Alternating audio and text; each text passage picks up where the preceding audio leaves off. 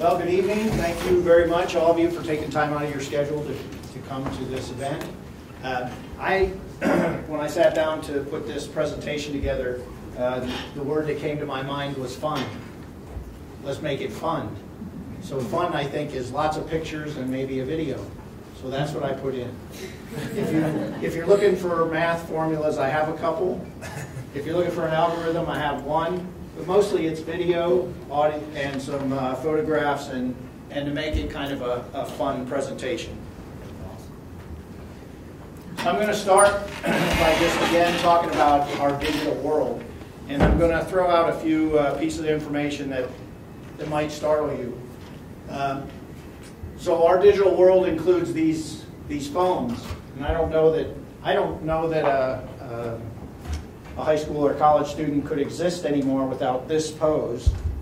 And I know in my class, when I see one look down at their crotch and laugh, they got a phone there, or at least I hope they have a phone there. These things are the biggest data spewers in the history of man, right? When you walk down the street with this thing turned on, you're just letting data out, just like the Geico motorcycle man, who has dollar bills flying out behind him. Okay? For example, if you get in your car and drive from here to Billings and have your phone on, it's going to ping every tower all the way there. Even more startling is if you walk down Main Street with this on, you're going to connect to all the different wireless networks as you go along.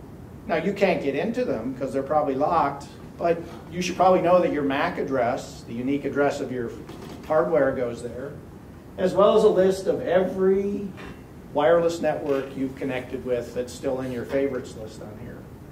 Okay?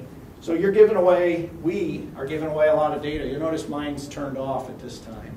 Okay? And we all do this all the time too, right? We take our computers and we connect to each other. We ask to be connected. And again, we give out all kinds of data. How about this picture? It's not the lights that is of interest, right? It's the little tiny camera up there at the top. So you're not giving out any data, but it's sure collecting it, right? Day after day after day. And towers, we're giving away or having data taken from us by towers when we make phone calls. Just from a legal standpoint, of course, are there any other lawyers here? You know that, when you make a phone call, the number you called and the number you're calling from is not protected, right? You don't need a search warrant. You can just get it.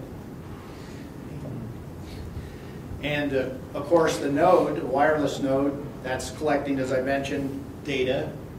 And when you just go down to the store, right, and buy something, use your credit card, or even if you don't, can I have your zip code? How many of us just go ahead and say yes to that? Now do people look at us and we say, what the hell do you need my zip code for? They look at you like, what's wrong with you? You must be a criminal, right? And where does all that data go? Well, we have lots of big servers that this data goes and sits into, and sits there for a long, long period of time. So now we're going to try the video, so hold your breath, right? I've only got 2 doctors, so I don't know if this will work or not. Change the here. Oh, you got it. I think it's, we'll see. Bear with me. This is kind of interesting, but I want you to think about the data spewing out of the devices and what information she's given out as she goes along.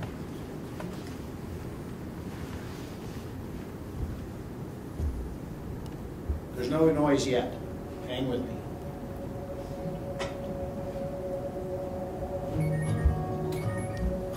You have 2 appointments today and 1 important date alert. Consult your diary for further information. Have a nice day. Take me to the docks, there's a ship without a name and it's sailing to the middle of the sea. Water. So, what's on today?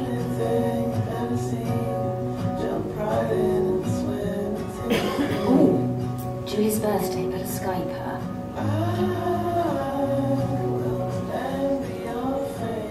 Never better leave her to sleep. Oh, that new Kevin Spacey production's on at the Old Vic. And Rihanna's big tour kicks off at Twickenham. Ah, brilliant. Joy Smart Shopper event starts today. Yep, it's going to be a good day today.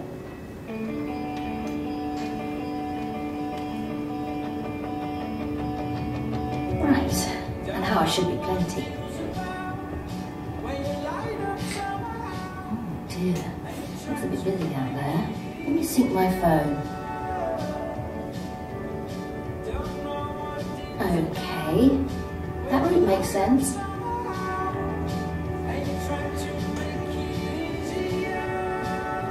And a coffee will go down nicely.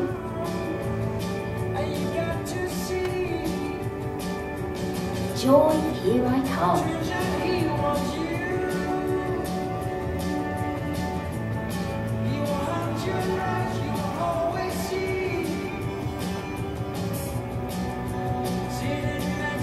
Green is big in Tokyo, but it's red in London.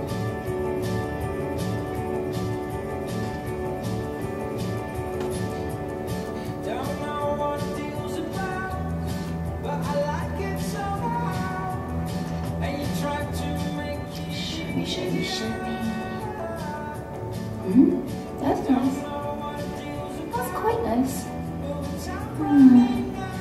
Not sure about the colour on that. Yes. Love this coat.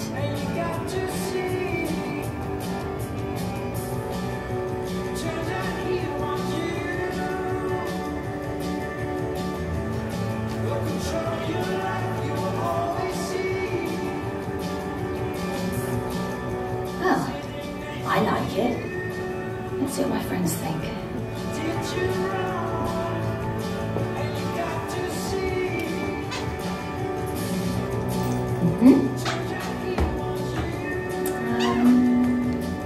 Instagram.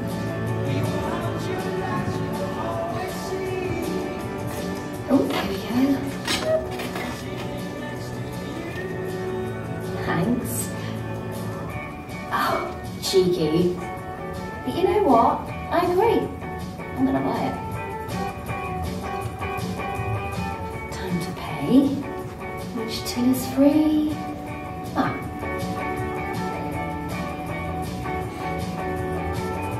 Okay, please. Let's move around, please.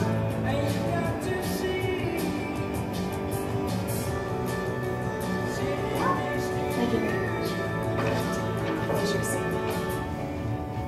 Thank you. Have a good day. You too. Bye.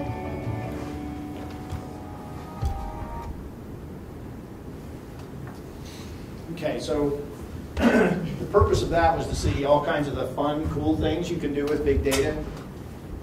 I don't know, I don't think when I buy a shirt, I put it on Instagram and wait for my friends to tell me about it, but some people probably would like that.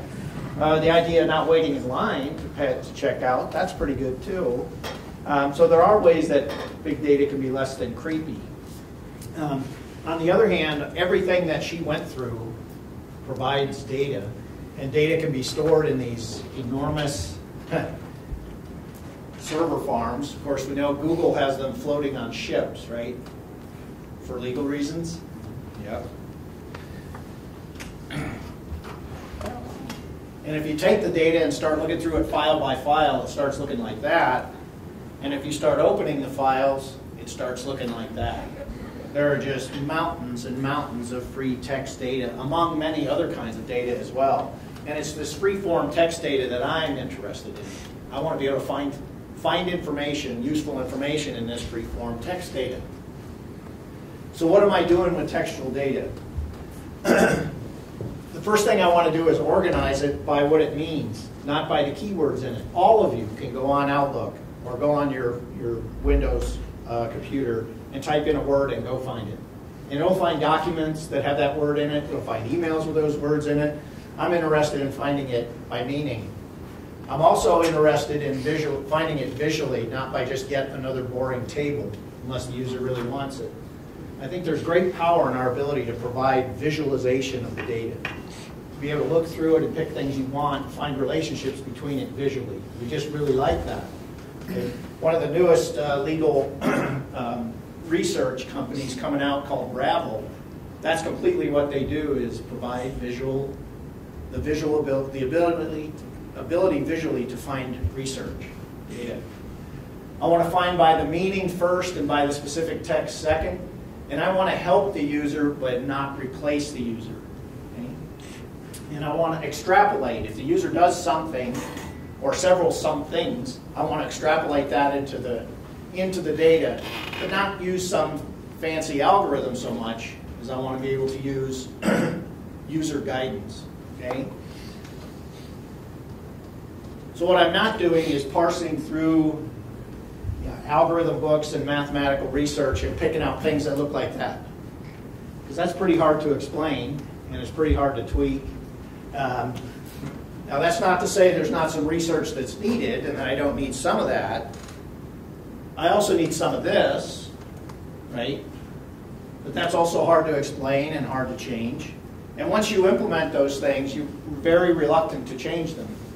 I'm in a field where you try something, if it doesn't work, you better be able to change it very, very quickly. Or somebody else will, and you'll be behind. How do we search textual data today? I would say we do it very poorly. I'll give you an example. This morning I went online knowing that my youngest son is in Miami supporting a human rights event. So I started searching Google because I didn't know where it was. I couldn't find it with Google because I didn't type in the word forum. I tried convention, I tried meeting, I tried conference, I couldn't find it. Those things have similar meanings. When I typed in forum, I found it. So we just don't do a very good job. So when we start out, we kind of have our eyes closed and we kind of start looking around, and in the end, we often look like that. Okay?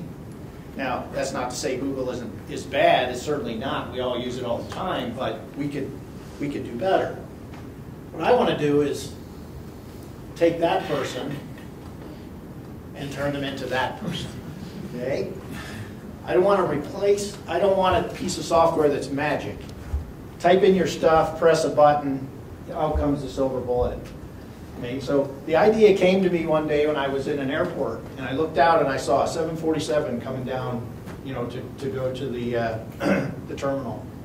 And the window looked to me to be that big. And inside it, there was a human head that was even smaller than that, and controlling this enormous big airplane. It seems to me that's the solution. Make a super user instead of making a silver bullet.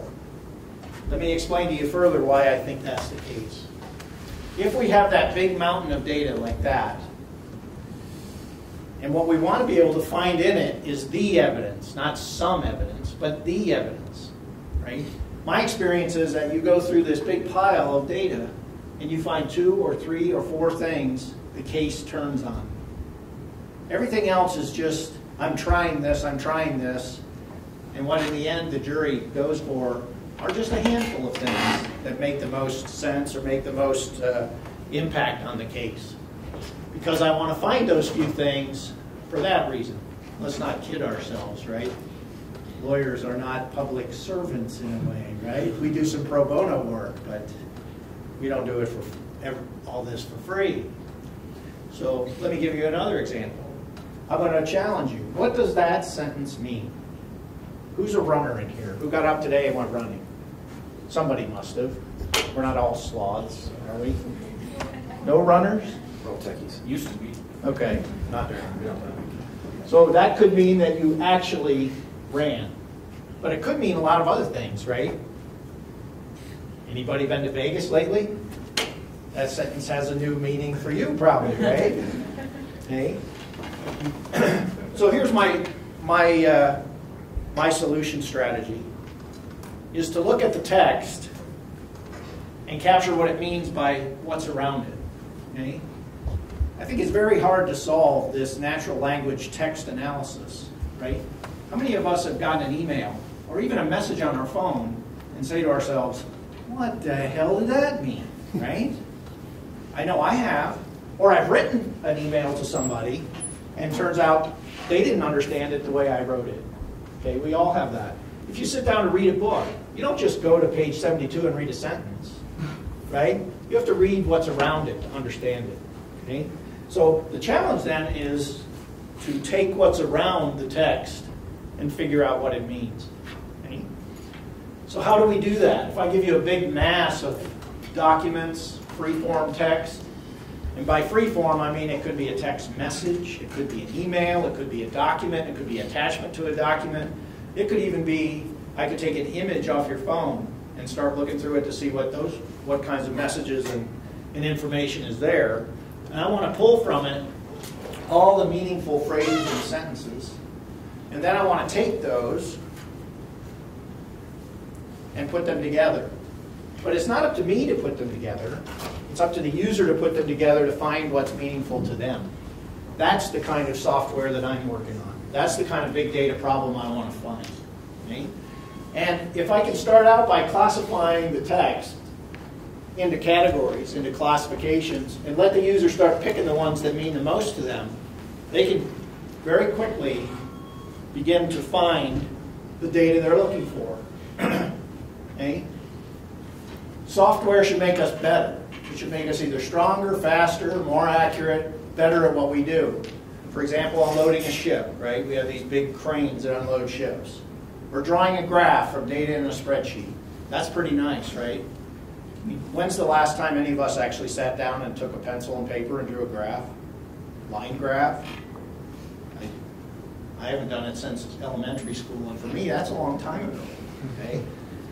And it will spell check. Well, the spell checking didn't seem to work so well, but I can fix that. Okay? So, given what we want in the text is hidden by what we see, can you find what's important in there? I'm colorblind, so this was especially challenging to me. Does everybody see what's in there?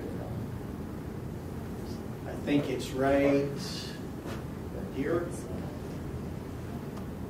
Now, I don't know about you, but that would be important to me to find that. Right? Okay. So what about text? I'll give you a few minutes, see if you can find anything meaningful in there. Okay. Well, I think the solution is finding the pieces that you want and finding how they relate to each other so you can find what it is you're actually after in the end. Okay? So if we did have a case that had to do with a contract and some shipping costs, and then I just used the word deceit. Right? So maybe we said something like, we'll promise them something, or they think we mean X. That's the piece we want. Okay? I think you can find that. If you just did a keyword search on contract or Costco contract, you get that big circle. Okay? The way to think of keyword searches are that you have this big blob, this big rectangular blob of data, and a keyword search just slices across it and gives it all back to you. What I want to do is find the places where they all come together. Okay? So our solution strategy looks like this. You start out with what your needs are. You apply some computational linguistics and entropy, and then you use analytics to tell you whether you've done it right. It should give you feedback on what you did. And that should solve your problem. Now, the reason this thing is so large is that the solution method that we use takes a lot of computational horsepower. So you have to be smart enough to figure out how to use 8 processors or 16 processors or 32 processors at the same time. Nowadays, fortunately, it's cheap to get 32 processors. It's not cheap to figure out how to use them. The last thing I want to leave you with is this idea of visualization.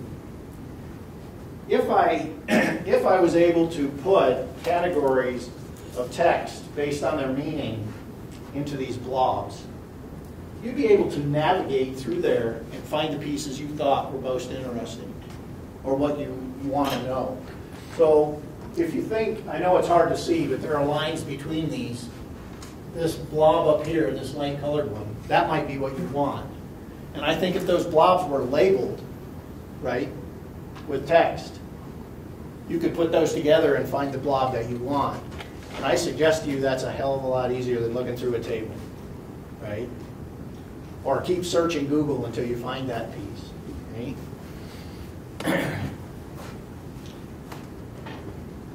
So, to wrap up, what are your questions? What questions do you have? Not of me, but just of yourself. That top one would be pretty hard, right? But if you visualize it as a blob, I want the text about starting a bistro. I want to intersect it with using braised meats. I want to intersect it with the supply of local meat and produce in Sheridan, Wyoming. And I want to intersect that with the laws that have to do with raw meat in Wyoming. That might get you down to a small blob of information, right?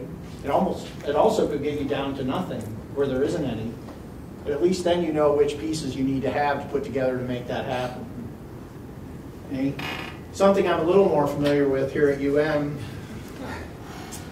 how to find all the emails exchanged by professors over a 4-year academic career about, and I won't fill in that blank, but a student. And that's a pretty interesting problem because of federal law, state law, etc. So this is a pretty challenging problem. So what are your questions? That's what I leave you with. If you go away, what are your questions? What would you ask if you could ask a big mountain of text to give you back something? What would you ask? Okay, so now I'll answer a question.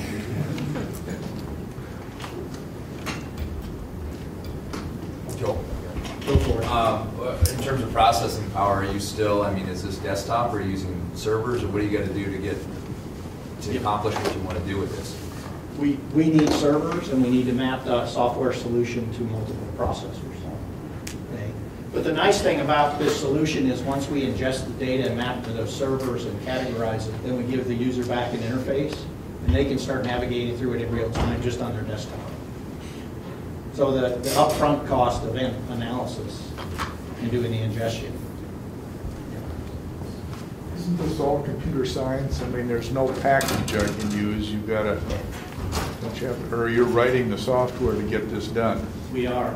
Yeah, we started last July, and we've been writing, and we're still writing, and we're still revising and innovating. But yeah, this is from scratch. There's no package for this. Nope. What? Do you start with the question, or do you start with the answer and work backwards? We start with the data, and then we present it to the user to start asking questions into it. So we don't start with the answer. We start with the data organized in a way that will allow you to ask questions to get the answers. No, but I'm figuring out how you come up with your solution for this. Oh, how did I come up with my solution? No, how do you work for the solution? You start with the answer and then start using the logic of it to come up with, okay, in order to get this answer, these are the questions. Or this is the way we have to ask the question. Guess I'm not, I mean, I would describe the process as we ingest the data and present it back to the user. Yeah. And a lawyer or their legal team, they know what the issues are.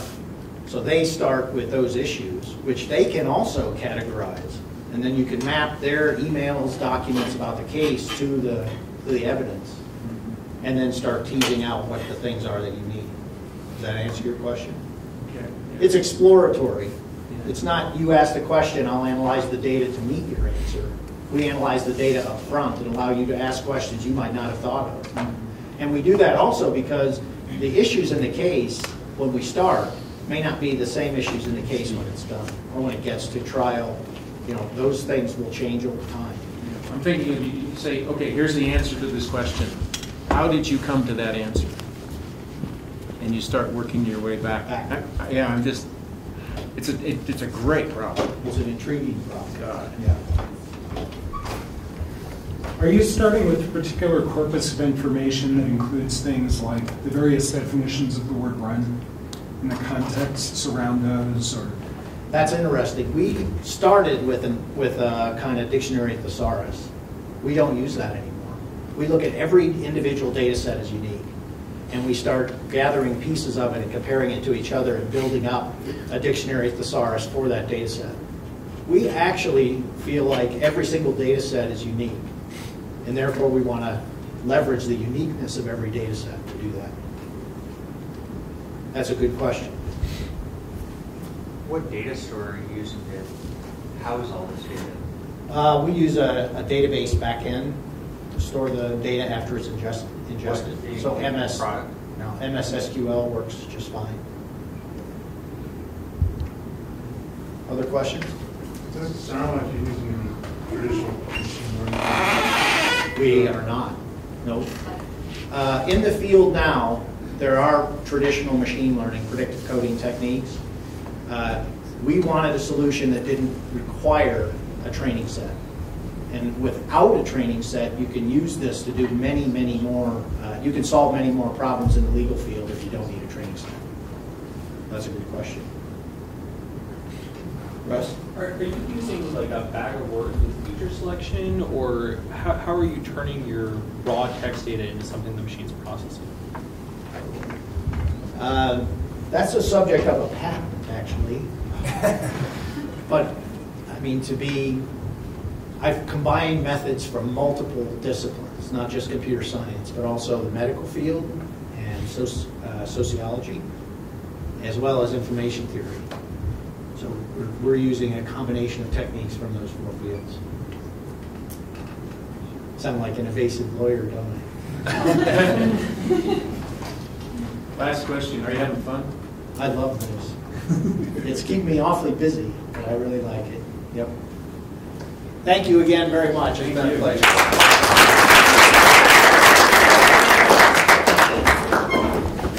Now we've got Riley Moore and Ryan Watson. And I knew that when the work that these guys were doing in Mario's class, I think I saw Mario sneak in. He snuck in and snuck out. Snuck in and snuck out.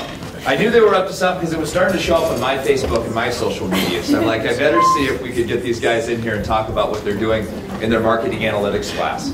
But again, this is another class that was created by a donor that wanted to hire employees that didn't have the skills that he could find. So he said, I want to teach this course at university. I want Mario to teach it. I think he's been teaching it for at least 3 semesters now, maybe 4. But I'll let these guys take it away and talk about what they're learning in this class. Okay. All right, well, I'm Ryan, and this is Riley. And we're going to come at this from a little bit of a different point of view.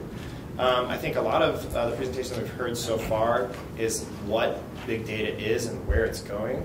We're going to kind of share a story with you of how we've used a big data platform to our advantage. And we're also going to share with you guys the way that we think that you guys can tell the world and some techniques that you guys can market your stories and what you guys are going to accomplish. So that's what I'm hoping that we can do with this. So let's see how this clicker works. All right, so we're going to go over how to produce engaging content and how to share and get your content to become viral. We're also going to go over goal conversions and the overall user experience of what you're trying to share with everyone.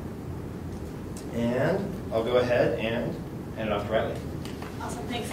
So what Eric was talking about showing up on his news feed over and over was actually our blog called Unbelievably. So about halfway through this last semester, we took everything we've been learning in marketing analytics and we decided to start a blog. So we wanted it to be something, exciting, something interesting, and something a little bit unbelievable. Thanks, Becca. So what happened is our professor basically gave us free rein on everything, on content creation, on marketing it, on pushing our content, everything. So it was a little bit of a challenge. It was really exciting in a lot of parts, and it overall turned out to be an incredibly successful product. So this is our success story. Awesome. So our blog launched on March 16th, and by the end of March 17th, we already had 328 page views. So in like 24 hours, 328 page views. And then over the next 2 weeks, we increased our page views to 19,532. So in 14 days, 19,532 page views.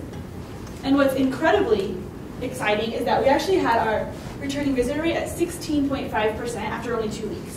So 16.5% of that 19,000 were people who were already interested and engaged and coming back for more of our content. So now you get to know our secrets. So starting our blog, we had all sorts of ideas on how we were going to market it, how we were going to present it on social media, our Facebook page we were going to create, all of that sort of stuff. But we needed to come up with good content. So the biggest thing that's kind of exciting about having a blog in college is that there are no limits. Like our risk was basically our grade, which, sorry Mario, but there wasn't much we were going to be able to lose. So we were all about taking risks. We had content that ranged from quizzes about what Missoula beer type are you, what craft brew from Missoula are you, all the way to like a eulogy from one of the students in our class lost his best friend. So it was a very wide range of content, and we just weren't afraid to take risks with it. So you guys, the way we made that content so engaging is by having it be relevant and relatable. So what I mean by that is it was stuff that people were excited to be reading and excited to be hearing about. We had one blog post titled, you know you're from Missoula when, ... And then the content of it was just a collaboration of people's stories. You know you're from Missoula when you stand outside in the snow at Big Dipper. Things like that, that you can be standing here in college at Missoula and go, okay, yep, I've done that. And just be able to relate to it perfectly. So that's a huge one that we use, is just having relatable content. Now, for people who are working with big data, like Russell left, but like Russell, that's going to look like presenting their findings in a relatable way. So for us, it was just having relatable content on our blog. And the final thing that we wish, one more background, we would have done that produces engaging content is just to throw contests. Like, people love to have ownership in things.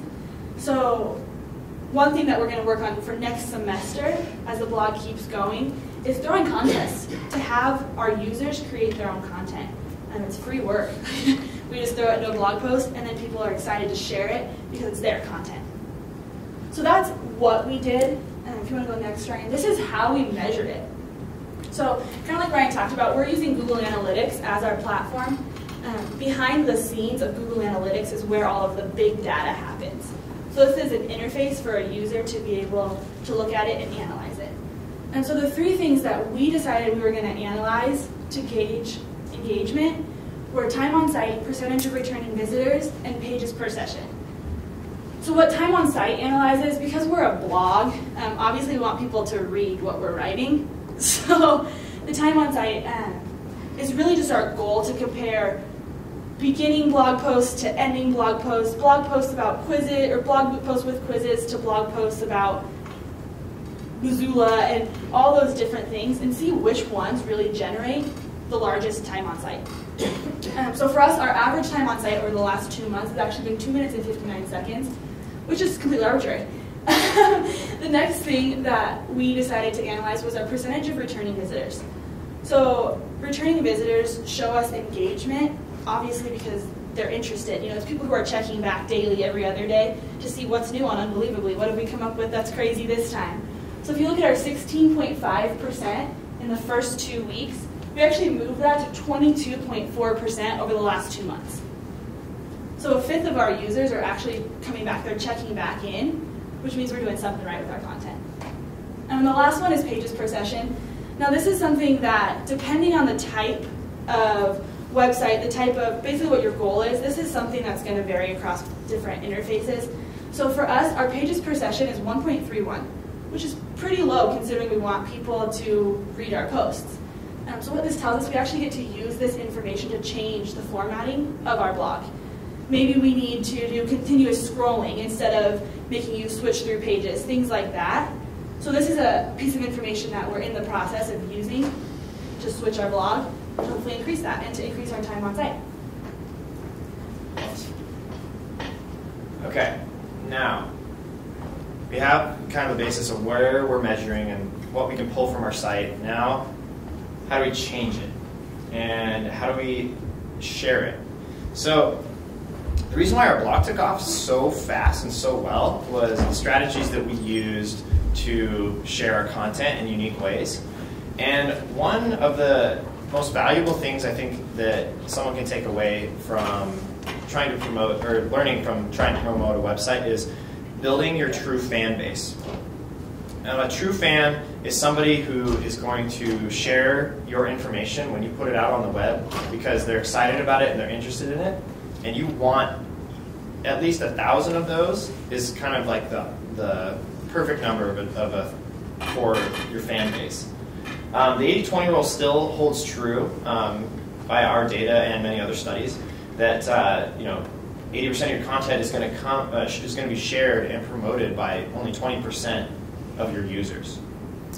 Now, different platforms require different tones. So, if we're trying to promote a big data initiative, we're not going to want to be snarky and sassy like our blog is. Our blog is kind of on the comedic side, more the entertainment. You want to find a medium that you can entice people to look at your information and what you're doing, or this awesome thing that you've created, or whatever is going on with this big data initiative, and entice someone to share it, and so that the next person looks at it, gets excited about it, then shares it, right? So it creates a snowball effect. Now, you want to have different tones of voice for different social media platforms.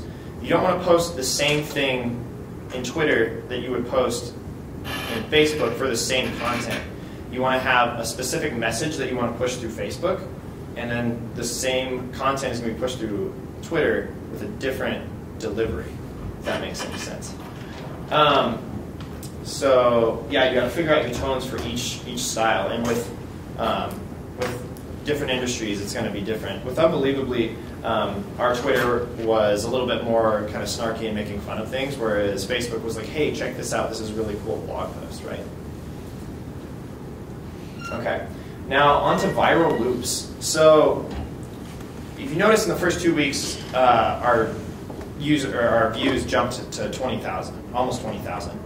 And what really pushed that was an online quiz, which is very interesting because these days these online BuzzFeed quizzes, people are sharing their results of like, what type of plant are you? Well, I'm a ficus. That's funny. I'll share that on Facebook. And it just goes crazy viral. So when you're thinking about sharing your content or trying to figure out how that you want to get your content out in front of a lot of people, you got to think kind of you got to think out of the box. And when I created this quiz, I tried to think, who is going to share my content who I don't know and I can't say, hey, this is my blog, you should share this. I was thinking, well, Missoulians are very proud of Missoula, and they love making fun of other people in Montana. We love making fun of people from Bozeman. I mean, come on, let's face it. And people from Butte, people from California. So I thought, well, how am I going to do this? So I made this online personality quiz that people would take the quiz, and then this would come up. So when I took the quiz, this is what came up for me. I got the true local, because I'm a local kid. I'm from Missoula. And it has this little, bio of who you are because you're from Missoula, and it just kind of seems super cool. And if I hadn't seen this blog, I totally would have shared this. And as you can see right down here, we got 1,500 people to share this quiz, and then from then it hit 6,000 people in the first 3 days that it was live. Because of this snowball effect of the share result and how it just spread across the Facebook social media platform, it increased our page views a lot. And as you can see here, here's our this is our overall data, our data overall over from the beginning of middle of March up until today. You can see that Facebook mobile referred us over 10,000 times, and then from Facebook from desktops referred us about 9,000 times, which is incredible. And that's partially due to just the viralness of our post and how well it's shared on Facebook. So that's that. And then, as you can see here, here's another bit of information that can show you our social is 73.5% of all of our views is coming from social. Okay, and then hand it off to Riley. Perfect, thanks. So after we had that initial spike in views, it was super exciting, and we were throwing a little party in our classroom, but it's kind of meaningless because we didn't know how we got there. So it doesn't really mean much if you can sit and watch your page views, or you can sit and watch how many people are looking at your data that you're presenting. Doesn't really mean much unless you have it put into kind of a goal. So what we did, we decided we needed a couple of goals to really help us understand what was going on our website page. So we set up 2 different goals. We set up email subscribers as well as time on site. Our email subscriber one was kind of a flop, but it was a great learning experience. We learned that we weren't getting quite as many email subscribers as we would have liked to have, which again indicates that we just need to kind of give value if we want people to give us some of their information. And so that's a good, like, marketing-wise, data-wise lesson, is always provide value if you're asking for something. So maybe a free ebook or something of that sort. Through our goal conversion, we learned that we were not meeting our goal for email subscribers. But for our goal of time on session, we decided that 3 minutes is probably long enough for somebody to read the average blog post. And because we don't have ads on our site, we don't have it monetized in any way, we kind of had to give it an arbitrary monetization. So we gave it 25 cents per conversion. So for every time somebody was on our site for 3 minutes, we got 25 cents to kind of show us how we could monetize our site. So if you see, we got 1,111 goal conversions since April 6th when we decided to start implementing this. So what that tells us is if we had monetized our site for 25 cents for every 3 minutes someone had been on our site, we would have made $278 since April 5th. So it's just kind of a good way to assign value and see if the things you're going for are actually happening, if you're actually hitting your goals. Now, this doesn't necessarily mean that your goal should be time on site. It depends what you're trying to get across. If you are using cost per 1,000 views advertising and you get paid for every 1,000 people that see this ad, maybe you need to focus more on page views. Or if you're trying to present your data and it's more important for you to have eyes on your data, maybe you need to focus more on visits instead of your conversion rates that way. So for us, it was just time on site. Okay, now it's all about the user experience these days and making sure that people stay on your site or actually interact with your site and produce the conversions that you desire. So what we found in Google Analytics is that mobile was the majority of our data. It was 50.99%, and desktop is at 42.727%, and tablet data was 6.75%, which is more and more becoming more common with the use of mobile phones, iPads. So you need to make sure that your mobile experience is simple, easy, and user-friendly so that people have positive web experiences with your online content. So you have to make sure that your site is what's called responsive. So when you look at it on a phone, you can see all of the data without having to scroll out and shrink in to find what you're looking for. It presents itself in a logical manner. And when you open it up on a web page, it presents well as well. So when you have responsive code, it makes for an overall just a better experience for the user. Now, when you do that, it also kind of removes the whole awkwardness of when you have to like shrink your browser and you're trying to open up 2 browsers, 2 pages, look at them at the same time, watch a movie at the same time as you're working on something. It just ensures that it's easy to view the information on your site. Okay, and in conclusion, just kind of wanted to go over a little bit of the metrics here so you guys can get a big picture of what happened over the course of these last 2 months. So we had a total of 31,000 people look at our site, 41,000 page views, which is incredible for that short amount of time. And we had a 22.5% returning visitor rate, which was awesome. And yeah, what I would encourage you guys to do is take risks, push the limits a little bit, and make stuff happen, because it's amazing what you can do with your viral content. Thanks.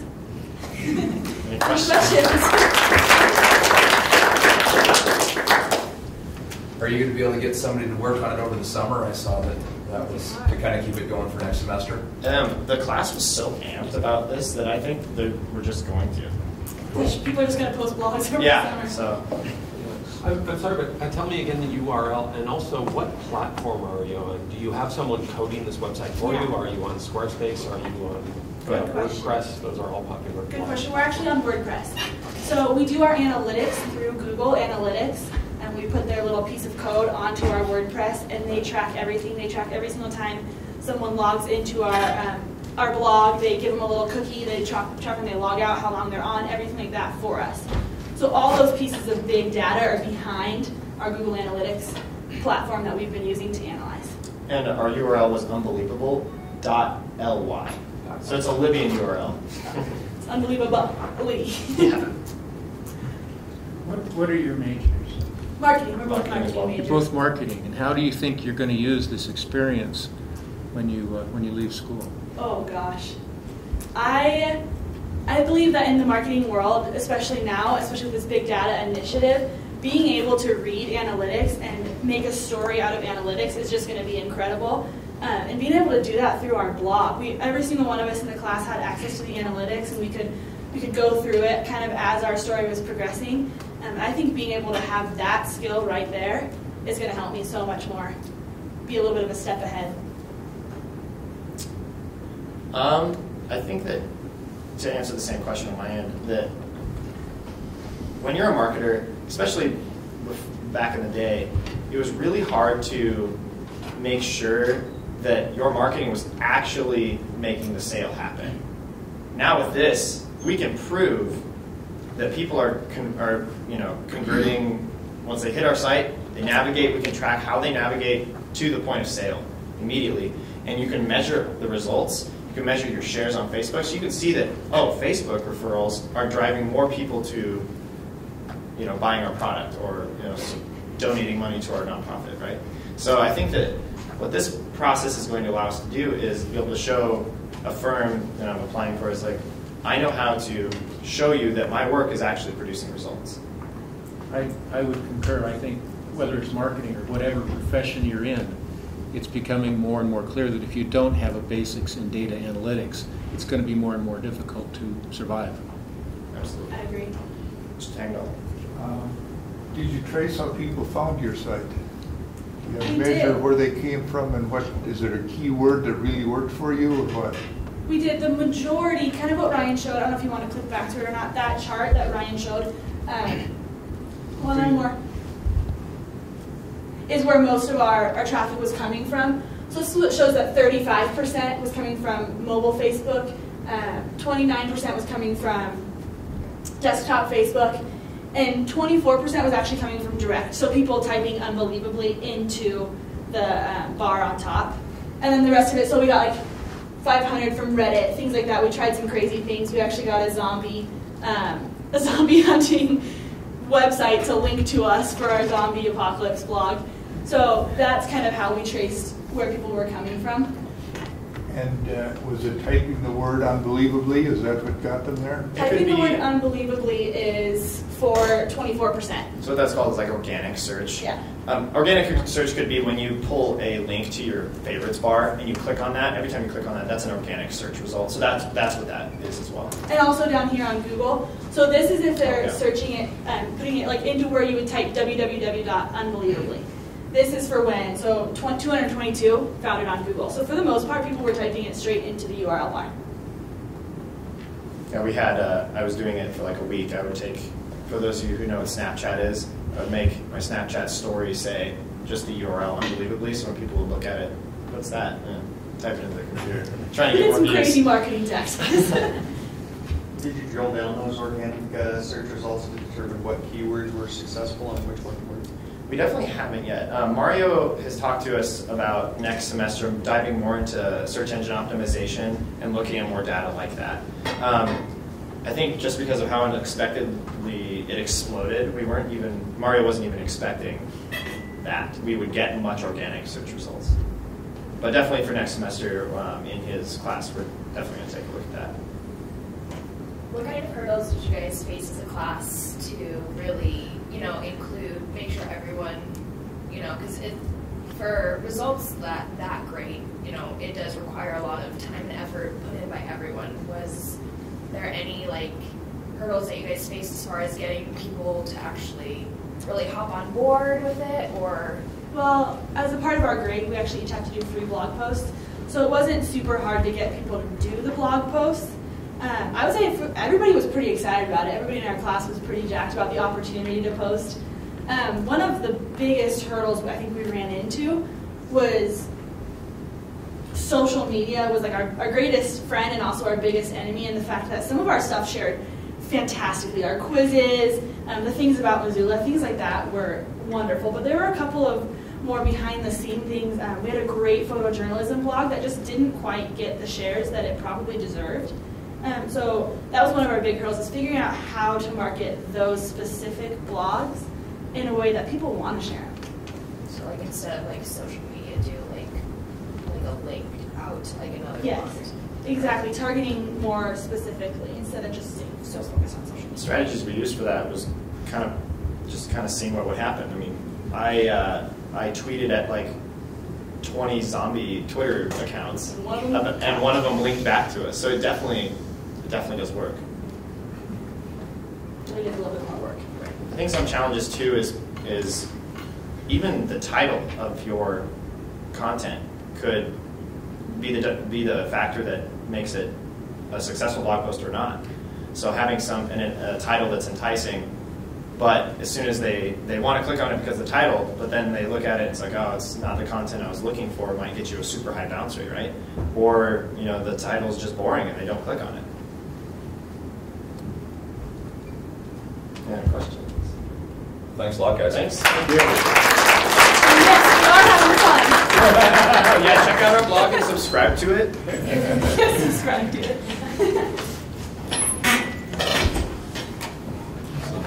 Dr. John McClutchan from biology is going to be our last presenter. And when I went over, I think that, at least I think a lot of you are probably seeing, I hope, a theme in this, and that basically we're trying to sort through data no matter what the field is, and we're all running into different problems. So I thought it was interesting to go over to biology and sit down with John and kind of have the same discussions of problems. He's using Python to look through data. We're looking at using Python in a new data analytics class for the business school to teach our students how to work through data. So even though very different sides of campus, I guess I could put it, we're all looking at kind of the same problems. And I know John also has a class that he'll talk about programming for genomics that he's introduced, so these students can solve those similar data problems that they're running into. So it's yours. Yeah, thanks. This is a unique opportunity. I don't think I've ever talked to a business department before. So here goes. I want to give an overview of what we do and the sort of problems that we run into with the size of data. And I'll talk about the particular data sets that we run into. But I want to make it clear that this is just my perspective. Biologists probably, like most fields, are sort of independent, and this is just me, not all biologists. So what we do, in summary, is sequence and analyze genomes. So I'm not going to go into it too much, but your genome is the DNA blueprint that makes you and makes any organism it. So you probably have heard about this, but sequencing DNA, making new sequence, generating the sequence is really cheap. So this is a figure. It actually ends in October of 11, so it's old, but the point is still valid. That for a while, for several years, the cost of generating a certain amount of sequence followed Moore's law, which is this famous law from Gordon Moore, which says that the power of computers double every 18 months or something. And it fell off. It actually sort of increased. The sequencing got cheaper, and about 2007 sort of fell off that scale. And this is a really interesting time in biology.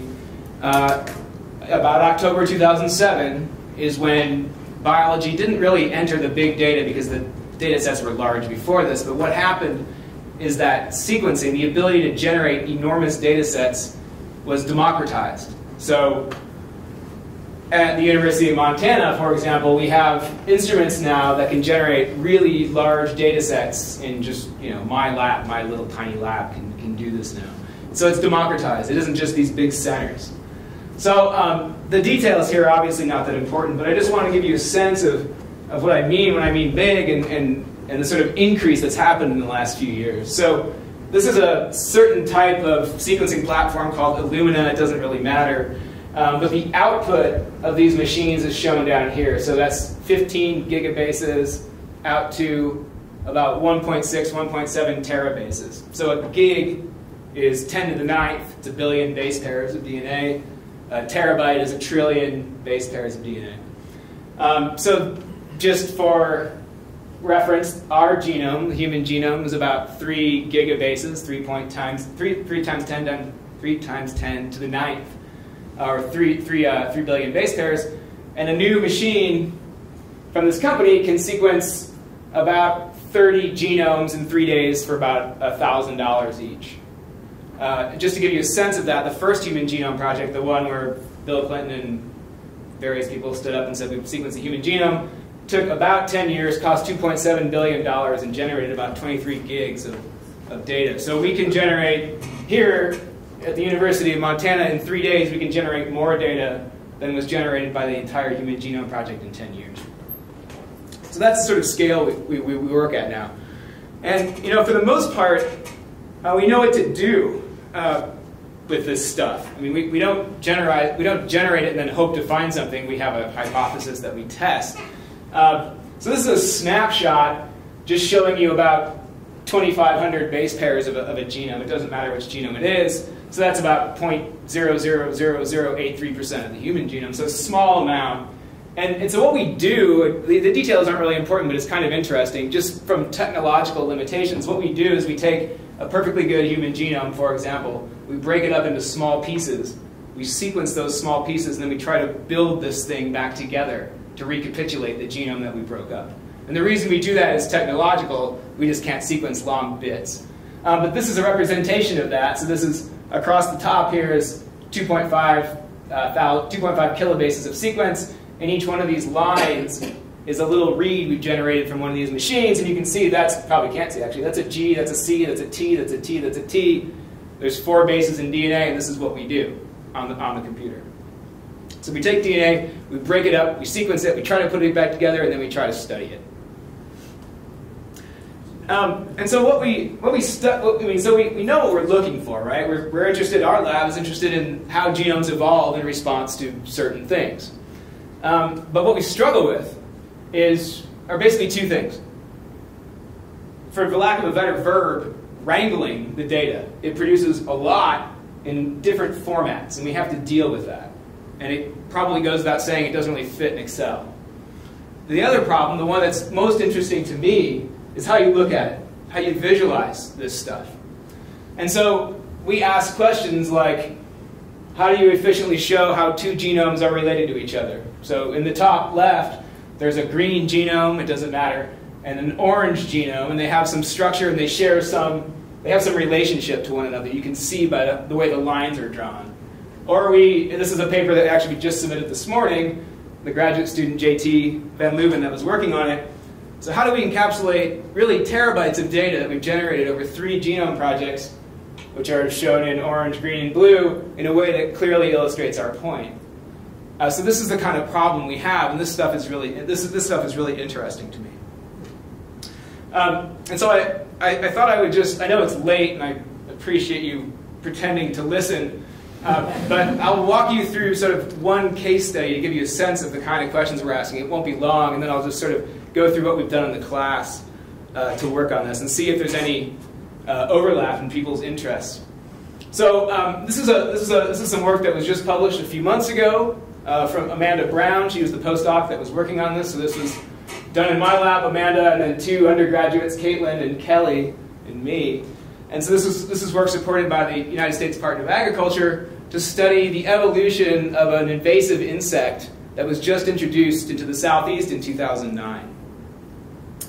And so this insect was introduced from Japan, we think, and it's a problem, it turns out, because it feeds on not only kudzu, its native plant, which is invasive itself in the southeast, but it also feeds on soybeans. And this is a big problem because soybeans are around about a $40 billion crop in the southeastern United States, and stink bugs, this invasive pest, really, really decreases the output of soybean plants. So this is a really big problem. So we had the opportunity to study this insect from the beginning. As I said, this was introduced in 2009. And we knew a few things. This is a picture of the insect. It's called a stink bug. There's two species, maybe you've heard of it. This is it. So there's a bacterium that lives in this insect's gut. This is the kind of stuff we're interested in. There's a bacterium that lives in an insect's gut. And we know that this bacterium is required by the insect. So if the bacteria is not there, or if it's cured in some way, the insect dies. It can't survive on the plant without the bacteria. So we were interested in studying, so we knew that. We knew that there was an important difference in these insects, and it was related to nutrition. Kudzu and soy are different nutritionally, the stuff that this insect eats. And we can see very clearly these are the exact same genotype, same species of insect. On the top are from a soybean field, on the bottom are from a kudzu plant. So we knew there was some nutritional difference. We knew it wasn't related to the genotype of the insect. And so we were very interested in studying this bacterium, again, which lives inside the gut of the insect. And the reason the USDA was interested, because if you don't have the bacteria, you don't have the insect. So what we did was we do this genomics thing. We just sequenced till the cows come home, essentially. What we did was we had access to, this is where the invasion started, here near Atlanta and Athens, Georgia. In 2009, it's dark, and as the colors get lighter, this is how the insect has spread over the last 2 or 3, maybe 3 or 4 years now. And so we sampled from across the range in space and in time and sequenced the genome, many genomes, 48, I can't remember what the number is now, it's about 60 genomes of this bacteria living in the gut of this insect across its range. And so we have a problem. And this is the problem that Amanda solved after much work, is looking at this stuff, right? So imagine you have 50 data sets, each one is 700,000 times the depth, so each one's about a gigabase or so. And you want to look at these and figure out what the data are telling you. It's not easy, and this may not be easy to understand, but it actually is for biologists, and people complimented us on this figure. If you look at this for a cup of coffee, you can see that the evolution of the riboflavin pathways, so the genome evolution of this bacterium has actually changed on the 2 host plants. So and riboflavin is a nutritional, it's a vitamin basically that the insect needs. So we could see differences in the way the riboflavin pathway was evolving in this bacterium across the host range of the insect from which we sequence. But we had a problem here, right? As I said, we have about 40 different data sets, each one comprising several gigabases of data, and a genome that is about 700,000 base pairs long. We needed to look at it. And so these are the kind of solutions we come up with. But from my perspective, the real problem in biology, and the thing that, or it's a problem in genomics especially, this field, and I think maybe it's a problem generally, in my view of this, is that if you look at problems in new ways, if you solve problems in new ways, in genomics or probably any other field, you will produce, in this case, big-ish, whatever, data sets that software can't handle. This is sort of our motto. This is what we run up against all the time. And so this was a problem for me in a number of ways. This is a neat thing to solve, number one. Number two, I like to have undergraduates work in the lab. I like to have graduate students work in the lab, but none of them could do this. So I convinced my chair to teach a class called Programming for Genomics, which is a terrible title, but that's what I called it, to teach these skills to biology students. So we were working under the idea that, and I think this is true, as you've seen today, this evening, is that students, modern students of biology, or indeed chemistry, or indeed art, or indeed business, need to know how to do a couple of different things. They need to know, number one, how to wrangle big data sets. Again, you can't just plug things in to Excel. You need a general purpose programming language. And I think we need the ability to visualize things in a way that, again, aren't canned. You can't just plug these data into something and then look at it. mean, pie charts are fine, but they don't do anything for these kind of data sets. And so what I like to think about is going from the whiteboard to the computer. So if we can get out and sketch, what would the perfect figure look like? To show all these data, we need to be able to go into the computer and wrangle that data and then draw it. And so to do that, we need a general purpose sketching language, something like processing, which maybe you've heard about or maybe you haven't. In my class, we took two approaches. We used Python as our general purpose language, and we used processing as our visualization language.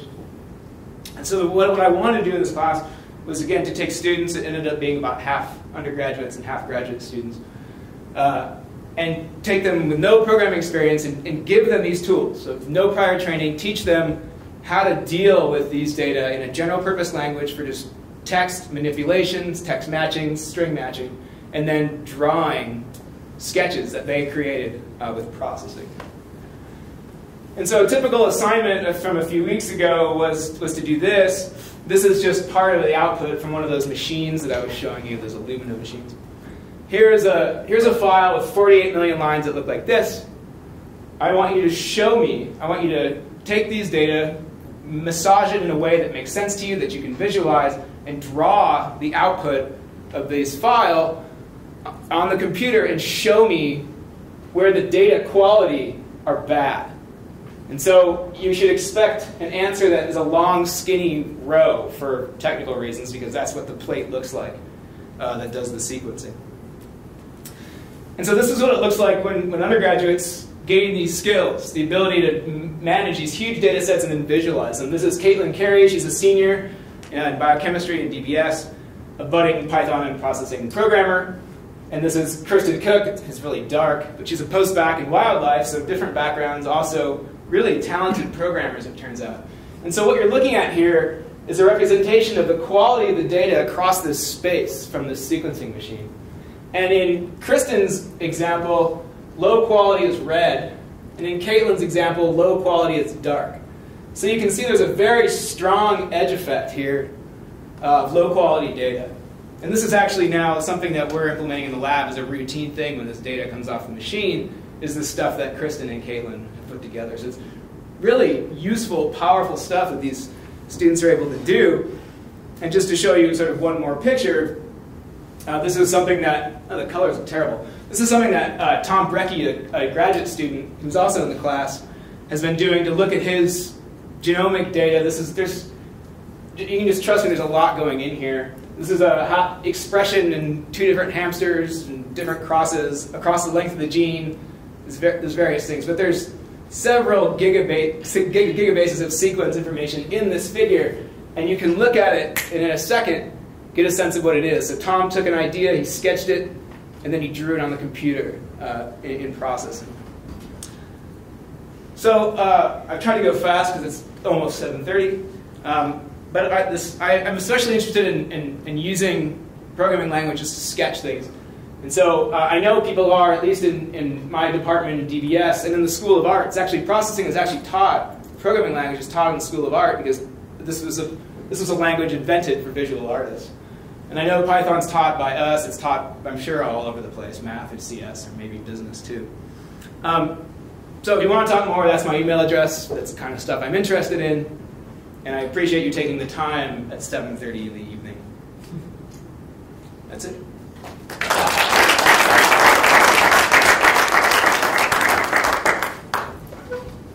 How did you find that students, how receptive were they without a programming background to Python?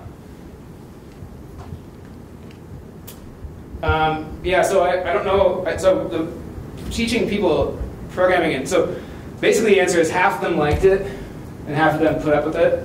I think it's a clear language, as clear as any other, and for a general purpose language, it's good. But some of them really love the visualization part of processing. So processing is basically it's a language. It's based on Java, but I don't want to get too far in the weeds here. But there's basically 7 structures you can draw with, and it has all the for loops, and it has the control structures, the simple data structures that you need.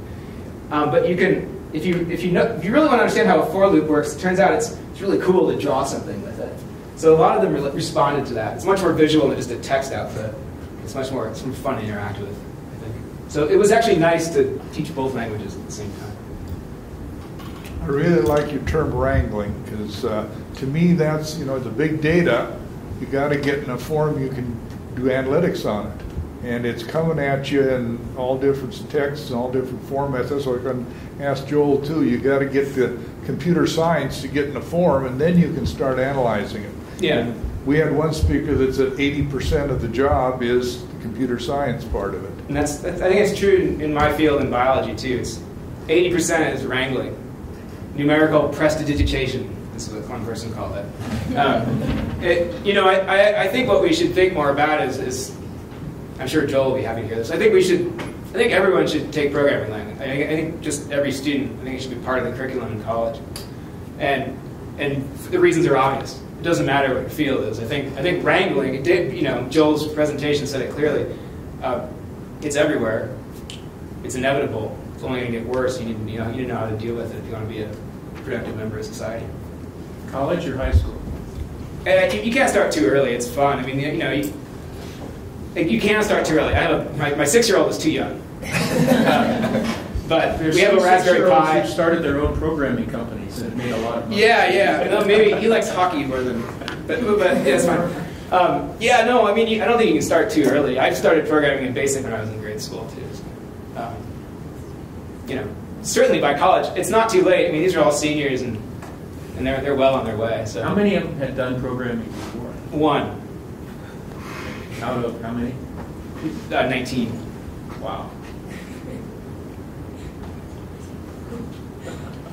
Any other questions? Okay, thanks. All right, well, thanks a lot. And please, the remaining of you, join us upstairs. We have food and drinks on the second floor. Go up the stairs, and it's the piazza right up there. Thank you much. It was great. Oh, sure. Really appreciate it. Great presentation.